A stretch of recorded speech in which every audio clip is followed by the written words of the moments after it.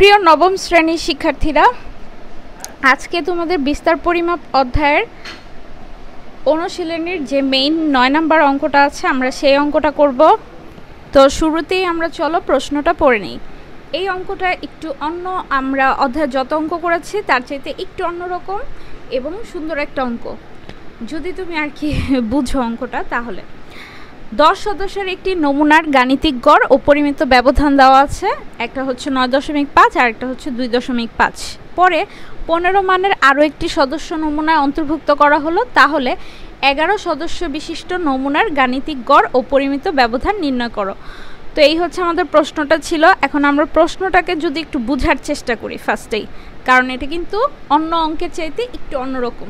যে 10 জন সদস্য ছিল, অর্থাৎ আমরা বলতে পারি যে xi হচ্ছে 10 জন। এখন এই 10 জনের জন্য যেই গড়টা এবং পরিমিত ব্যবধানটা, একটা হচ্ছে 9.5 আর একটা হচ্ছে 2.5। এখন পরে আবার একজন ওইখানে অ্যাড হয়েছে। এখন অ্যাড হওয়ার ফলে এই যে ব্যবধানটা আছে গাণিতিক গড় এবং গাণিতিক গড়ের যে মানটা আছে এটা কিন্তু বাড়বে, আবার পরিমিত ব্যবধানও একটু বাড়বে। ধরো এখানে 9.5 আছে, 10 হতে পারে, 2.5 আছে, এটা একটু পয়েন্টের পরে আর একটু বাড়তে পারে। তো এই যে বাড়বে, কতটুকু বাড়বে সেটাই হচ্ছে আমাদের বের করতে বলেছে, যে গাণিতিক গড় ও পরিমিত ব্যবধান তাহলে নতুন করে কত হবে। চলো আমরা এবার শুরু করি। তো আমি এখানে লিখে নিয়েছি যে দেওয়া আছে গাণিতিক গড় হচ্ছে, দেওয়া ছিল গাণিতিক গড়, গড়ের উপর আমরা জানি একটা এরকম চিহ্ন দিতে হয়। তো গাণিতিক গড় দেওয়া ছিল 9.5 আর পরিমিত ব্যবধান সিগমা এটা দেওয়া ছিল 2.5।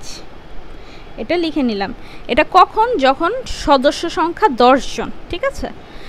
এখন আমরা এখান থেকে আমরা xi এর মানটা বের করতে চাচ্ছি। এখন xi কি? আমরা যখন কোনো গাণিতিক গড় বের করি, যে গড় বের করব, তো গড় বের করতে হলে আমরা কি করতাম, যে xi কে হচ্ছে 10 যে কয়টা গড় থাকতো সংখ্যা সেটা দিয়ে কি করতাম, ভাগ করতাম। এখন ঠিক এই জিনিসটাই এখানে লিখব, যে xi বের করতে চাচ্ছি, এটাকে যদি 10 দিয়ে ভাগ করি তার মানে গড় বুঝাচ্ছি। এখন আমাদের গড়ের যে মানটা সেটা দেওয়া আছে কত, 9.5, এটা লিখে দিলাম। এখন আমার xi লাগবে, আমি xiটা রেখে 9.5 গুণ এই 10টা ভাগাকার আছে, এই সাইডে আসলে গুণ আকারে যাবে, গুণ করে দিব।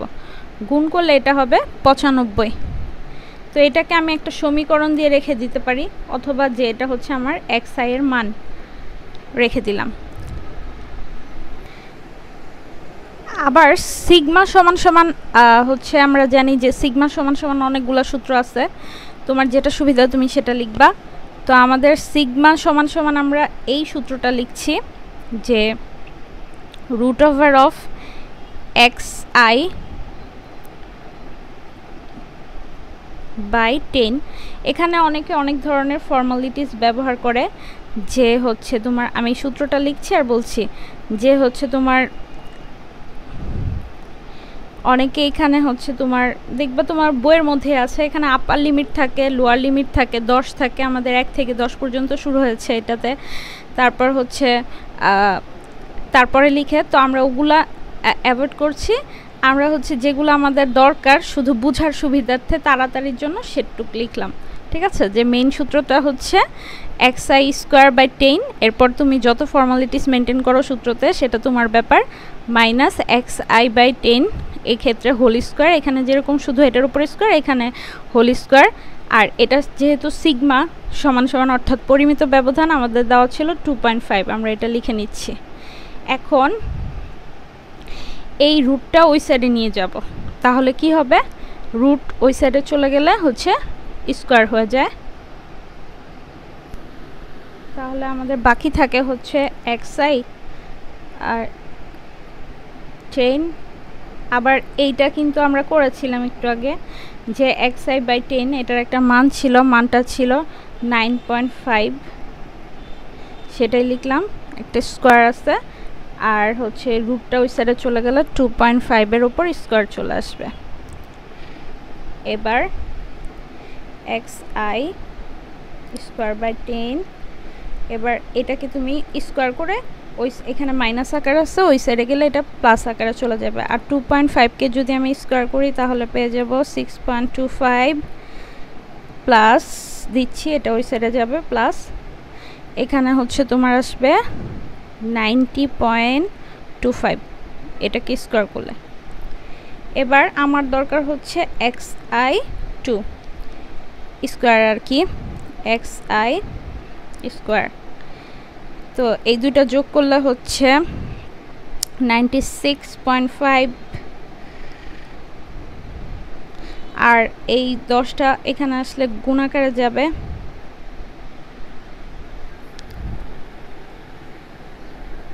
এখন এটা গুণ করে দিলে আমরা অ্যান্সারটা পেয়ে যাব হচ্ছে 965।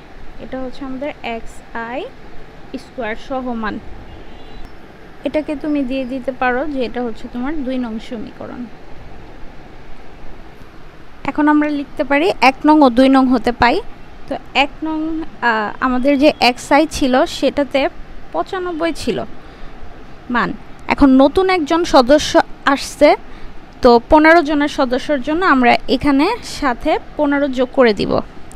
15 জন নতুন যোগ করব কেন? কারণ হচ্ছে যখন হচ্ছে আমাদের সদস্য 15, যখন সদস্য 15 না 11 জন, হ্যাঁ 11 জন সদস্য এবং ওইটার মান হচ্ছে 15। তো এই ক্ষেত্রে যোগফলটা হচ্ছে আসবে আমার 110। এখন আর যে এক্স আবার স্কোয়ার মান করতে হবে, সেটা হচ্ছে তোমার আগে আমরা অ্যান্সারটা পেয়েছি 965, এটার সাথে আবার 15-র স্কোয়ারটাও যোগ করে নিব। তাহলে 15-র স্কোয়ার যোগ করলে আমাদের 1190 হবে। এখন এটার গড় বের করব।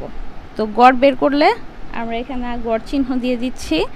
আমাদের এখন নতুন সংখ্যা কিন্তু 11 জন, 11 দিয়ে ভাগ করব কাকে? এই যে আমরা যেই সংখ্যাটা পেয়েছি 110কে ভাগ করলে আমাদের অ্যান্সার আসছে 10। আগে কিন্তু ছিল 9.5। এইটা হচ্ছে আমাদের একটা অ্যান্সার যে আমাদের গড় কতখানি চেঞ্জ হলো। আর আরেকটা অ্যান্সার হচ্ছে আমাদের পরিমিত ব্যবধান। পরিমিত ব্যবধান সিগমা দিয়ে প্রকাশ করা হয়। সূত্রটা লিখে নিচ্ছি।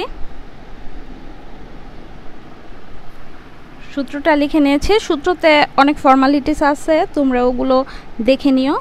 এবার এই মানটা বসিয়ে দিচ্ছি। এখন কিন্তু সদস্য হচ্ছে 11, আর এইটা পুরাটার মান হচ্ছে 10 লিখে স্কোয়ার করব।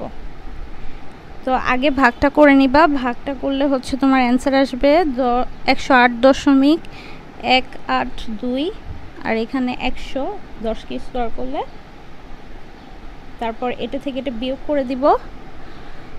বিয়োগ করলে অ্যান্সার আসবে আমাদের 8.182, আর এটাকে যদি আমরা রুট করে দেই তাহলে হবে 2.86। দেখো এখন কিন্তু পরিমিত ব্যবধান হচ্ছে 2.86 বের হয়েছে 11 জনের জন্য, আর আগে কিন্তু ছিল 2.5। আশা করি অঙ্কটি তোমরা বুঝতে পেরেছো এবং তোমাদের মূল্যবান মতামত দিতে একদমই ভুলে যাবা না। আমাদের সাথেই থাকবে। ধন্যবাদ।